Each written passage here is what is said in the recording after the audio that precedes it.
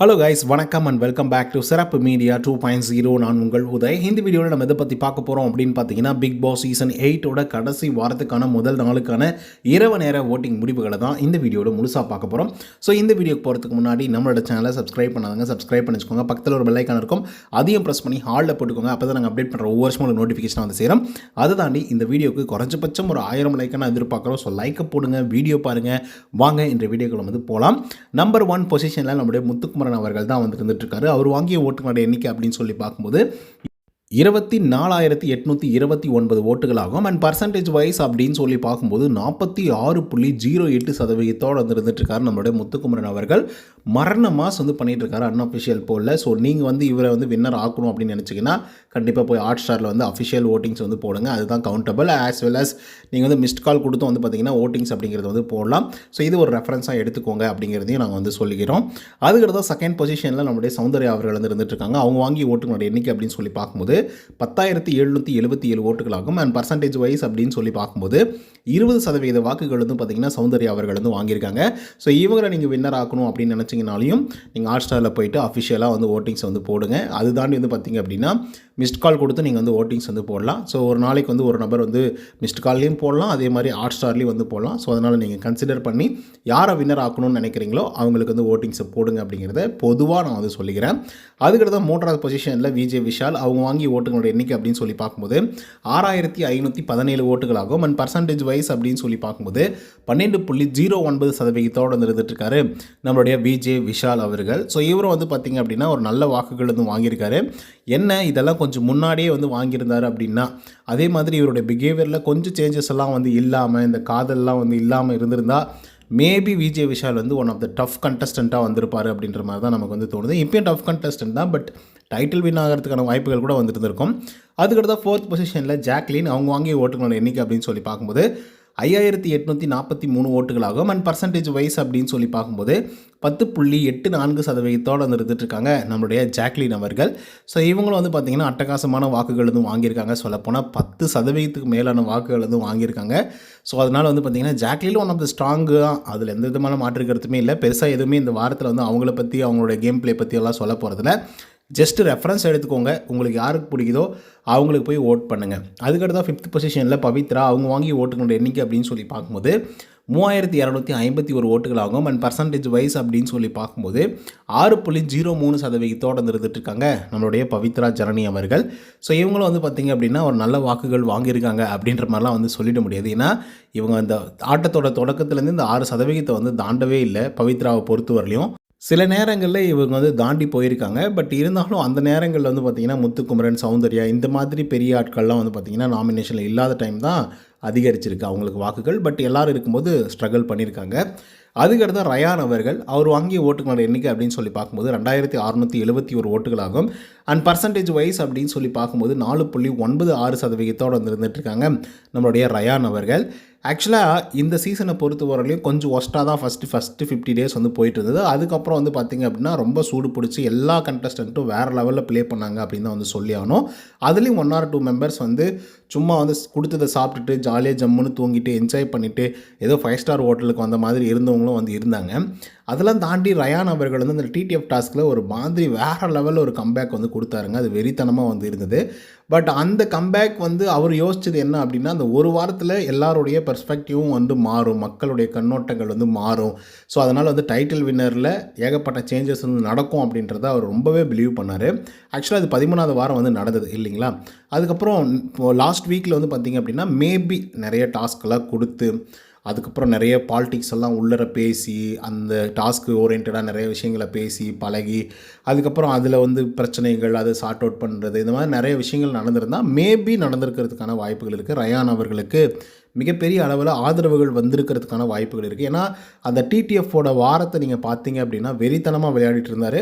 And மக்களுடைய support அப்படிங்கிறது வந்து அட்டகாசமாக வந்து இருந்துச்சு அப்படின்னு தான் வந்து சொல்லி ஆகணும். சொல்லப்போனால் அந்த வாரமே அவர் எவிக்டாகி வெளியே போக வேண்டிய ஒரு ஆள், அவ்வளோ கம்மியாக ஓட்டிங்ஸ் வந்து வாங்கிட்டு இருந்தார். அப்படி இருக்கும்போது டக்குன்னு டிடிஎஃப்பில் அப்படி ஒரு பர்ஃபார்மன்ஸ் வந்து பண்ணார். அவர் வந்து விளையாட மட்டும் செய்யலை, மைண்ட் ரீதியாகவும் நிறைய விஷயத்தை வந்து பார்த்திங்க அப்படின்னா கிளாரிஃபை பண்ணி விட்டார். சொல்லப்போனால் முத்துக்குமரனே தடுமாறினார் அப்படிங்கிறதுலேயும் மாற்று கருத்து இல்லை. நான் சொன்னால் உங்களுக்கு வந்து கோவம் வரும். முத்துக்குமரன் தடுமாறிட்டாரா, ரயான் அவர்கள், அதுவும் ரயான் அவர்கள் ப்ளே பண்ணி முத்துக்குமரன் வந்து தடுமாறிட்டாரா அப்படின்னு சொல்லி நீங்கள் கேட்கலாம். ஆக்சுவலாக அதுக்கு வந்து ப்ரூஃபும் வந்து இருக்குது. நேற்றுக்கு விஜய் சேதுபதி அவர்களும் எபிசோட்லேயே வந்து சொல்லியிருப்பாப்புல.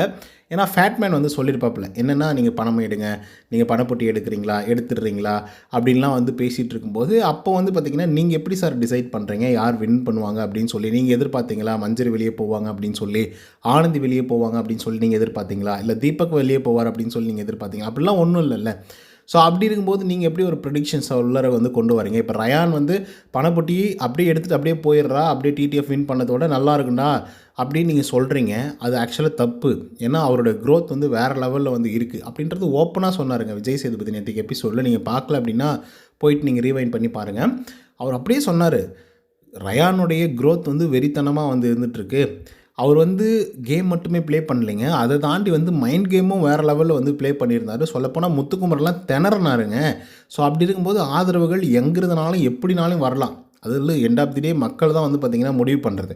ஸோ அதனால் நீங்கள் டிசைட் பண்ணாதீங்க தயவுசெய்து அப்படிங்கிற மாதிரி விஜய் சேதுபதி அவர்கள் வந்து சொல்லியிருப்பாப்புல.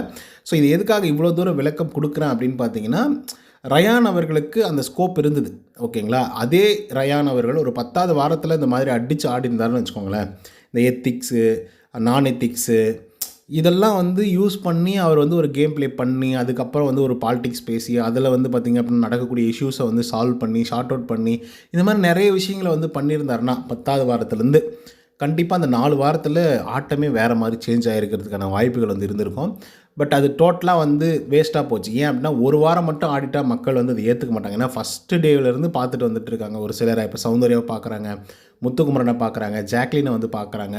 திடீர்னு வந்து குறுக்க அந்த கௌசிக் வந்தா அப்படின்னு சொல்லி அது கொஞ்சம் கஷ்டம் தான் மக்கள் வந்து ஏற்றுக்கிறது. ஏன்னா ஆனால் லாஸ்ட்டு சீசன்லலாம் வந்து பார்த்திங்க அப்படின்னா வைல்டு கார்டு என்ட்ரி கொடுத்தவங்க தான் டைட்டில் வின் பண்ணியிருப்பாங்க, அர்ச்சனா அவர்கள். பட் அவங்களுடைய கேம் ப்ளே வந்து கிளாரிட்டியோடு இருக்கும். ஒரு வீக் மட்டும்தான் அவங்க வந்து வேஸ்ட் பண்ணாங்க. எப்படின்னா அவங்க அழுதுட்டு எனக்கு வந்து இந்த மாதிரி ஒரு பிரச்சனை இருக்குது, அந்த மாதிரி ஒரு பிரச்சனை இருக்குது, தயவுசெய்து என்னை இரிட்டேட் பண்ணாதீங்க, கோவப்படுத்தாதீங்க அப்படிங்கிற மாதிரி வந்து இருந்துகிட்டு இருந்தாங்க. பட் அதுக்கப்புறம் வந்த வாரங்களில் அடித்து தும்சம் பண்ணாங்க. ஒவ்வொருத்தரையும் போடுற பாலெல்லாம் 6 அடித்தாங்கங்க.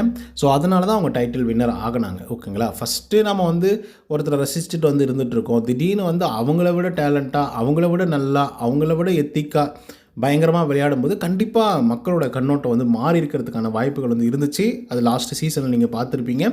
அதே மாதிரி இந்த சீசனில் நடந்திருக்கணும். ஆனால் வந்து வைல்டு கார்டு என்ட்ரியில் கொடுத்தவங்க பெருசாக வந்து பர்ஃபார்மன்ஸ் பண்ணாமலே போயிட்டாங்களோ அப்படிங்கிற மாதிரி வந்து தோணுது. அதில் வந்து பார்த்திங்க அப்படின்னா மஞ்சரி அது வந்து ஒரு அன்ஃபேர் மாதிரி தான் வந்து இருக்குது. அவங்க சூப்பராக தான் பர்ஃபார்மன்ஸ் வந்து பண்ணாங்க. அதுக்கப்புறம் வந்து பார்த்திங்கன்னா ரயான் இப்போ வரைக்கும் உள்ளர வந்து இருந்துகிட்ருக்காரு. ஒன் ஆஃப் த ஃபைனலிஸ்ட்டாகவும் வந்து ஆயிருக்காரு. ராணுவும் எவிக்டாகி வெளியே போயிட்டாப்புல. அந்த மனுஷன் என்ன பண்ணாருன்னு அவருக்கும் தெரியல, யாருக்கும் தெரியல. அந்தளவுக்கு வந்து பார்த்திங்க அப்படின்னா பிரச்சனையாகி போச்சு. ஸோ அப்படி தான் வந்து பார்த்திங்க அப்படின்னா நடந்துச்சு. ஆனால் ஒன்று மட்டும்தான், செம்ம கிளாரிட்டியோட விஜய் சேதுபதி அவர்கள் நிறைய கன்ஃபியூஷன் வந்து பண்ணிட்டார். கிளாரிட்டியோட கன்ஃபியூஷன் பண்ணிட்டார் அப்படின்னு தான் வந்து சொல்லணும். ஏன்னா கிளாரிட்டி என்ன அப்படின்னு பார்த்தீங்கன்னா, நேற்றுக்கு எபிசோடில் தீபக் எவிக்டாகி வெளியே போனது, அதுக்கு முன்னாடி வந்து பார்த்திங்க அப்படின்னா அருண் எவிக்டாகி வெளியே போனது, அதுக்கு முன்னாடி வாரங்கள் வந்து மஞ்சரி, ராணவ் எவிக்டாகி வெளியே போனது. ஸோ இதில் ஒரு கிளாரிட்டி வந்து இருக்குது. என்ன கிளாரிட்டி அப்படின்னா, நீங்கள் நினைக்கிறதெல்லாம் இல்லைடா, வேறு சம்திங் வந்து நடந்துகிட்ருக்கு. ஸோ அதை நீங்கள் புரிஞ்சுக்கோங்க. நீங்கள் வந்து யாரை சேவ் பண்ணணும்னு நினைக்கிறீங்களோ அவங்களுக்கு ஓட்டு போடுங்க. அவங்க யாராவது உள்ளே இருக்கணும்னு நினச்சிங்கன்னா அவங்களுக்கு ஓட்டு போட்டால் தான் அவங்க உள்ளே இருப்பாங்க அப்படிங்கிறது ரொம்ப கிளியராக வந்து பார்த்திங்க அப்படின்னா ஸ்டேட்மெண்ட்டோடு வந்து விஜய் சேதுபதி அதுவும் ரொம்ப ஓப்பன் மைண்டடாக வந்து சொல்லிட்டு தான் வந்து இருந்துகிட்ருக்காரு, ஓகேங்களா. அவுட் ஸ்போக்கனாக தான் வந்து இருந்துகிட்ருக்காரு. பட் அது ஒரு கிளாரிட்டியோடு வந்து இருந்துகிட்ருக்கு. கன்ஃபியூஷன் என்ன அப்படின்னு பார்த்தீங்கன்னா, இப்போ இருக்கக்கூடிய 6 கண்டஸ்டண்ட்டில் யார் வெற்றி பெறுவாங்க அப்படிங்கிறது ஒரு பெரிய கன்ஃபியூஷனாக வந்து இருந்துகிட்ருக்கு. அதுதானே இப்போ ஒரு பெரிய பிரச்சனையே ஆக்சுவலாக சொல்லப்போனால். ஏன் அப்படின்னா, இந்த 6 பேரில் யாராவது ஒரு ஆள் வந்து என்ன பண்ண போகிறாங்க, மிட் வீக்கில் எவிக்ட் பண்ணி போகிறாங்க. ஸோ அப்படி எவிக்ட் ஆகிட்டு வெளியே போயிட்டாங்க அப்படின்னா மீதம் இருக்கிறது 5 பேர். இந்த 5 பேரில் 2 பேரை வந்து இந்த வெள்ளிக்கிழமை அந்த மாதிரி நாட்களில் வந்து எவிக்ட் பண்ணி வெளியே அனுப்புவாங்க. அதுக்கப்புறம் சண்டே டைமில் வந்து 2 பேரை தான் உள்ளர மேடைக்கு வந்து கொண்டு போவாங்க. ஒன்று வின்னர், இன்னொன்று ரன்னர், சரிங்களா. ஸோ அந்த 2 பேரில் வந்து யாராவது ஒரு ஆளை வந்து செலக்ட் பண்ணி ஒருத்தரை வந்து வின்னர் ஆக்குவாங்க. ஸோ ஒருத்தர் வந்து ரன்னர் ஆக்குவாங்க. இது உங்களுக்கெல்லாம் தெரிஞ்ச ஃபார்மேட் தான். ஸோ இந்த வாரத்தில் நிறைய விஷயங்கள் வந்து நடக்க இருக்குது. அதனால என்ன வேணாலும் நடக்கலாம் அப்படிங்கிறது தான் ஆக்சுவலாக வந்து நான் சொல்ல வரேன். ஸோ அது யாருனாலும் வெற்றி பெறலாம். முத்துக்குமரன் அன்அஃபிஷியலில் 46%, 47% இருந்தாலும் அஃபிஷியலாக எவ்வளோ வருது அப்படிங்கிறது தானே பிரச்சனை. இப்போ என்னப்பா அவன் தானே வின் பண்ண போகிறான் அப்படின்னு சொல்லி ஓட்டு போடாமல் நிறைய பேர் இருந்துட்டாங்க அப்படின்னாலையும் பிரச்சனையை எதிர்கொள்ள போகிறது வந்து முத்துக்குமரன் அவர்கள் தான். அண்டு சௌந்தர்யா சொல்ல தேவையில்லை. இப்போ சௌந்தர்யாவும் இல்லை, முத்துக்குமரன் இல்லை, ஜாக்லினுக்கு போட்டாலையும் போடலாம், சொல்ல முடியாது. ஸோ இந்த மாதிரி நிறைய விஷயங்கள் வந்து நடக்கும். ஏன்னா இதுக்கு முன்னாடி சீசன்களில் இந்த மாதிரிலாம் நடந்திருக்கு. இவன் தான் வின் பண்ணுவான் அப்படின்னு சொல்லி நம்ம ஒரு ஆளை வந்து செலக்ட் பண்ணி யோசித்து வச்சுட்டு இருக்கும்போது சடனாக அவன் வின் பண்ணாமல் வேறு ஒரு ஆளெல்லாம் வின் பண்ணியிருக்காங்க. ஸோ அதுக்கு மெயின் ரீசன் மக்கள் தான் அப்படிங்கிறத விஜய் சேதுபதி சொல்கிறாரு. அது எந்தளவுக்கு உண்மை அப்படின்றது எனக்கு தெரியல. ஸோ இதை பற்றி உங்களோட கருத்துக்கள் என்ன அப்படிங்கிறத கமெண்ட்ஸில் சொல்லுங்கள். இந்த வீடியோ பிடிச்சிருந்தால் லைக் அண்ட் சப்ஸ்கிரைப் பண்ண மறந்துடாதீங்க. நன்றி, வணக்கம்.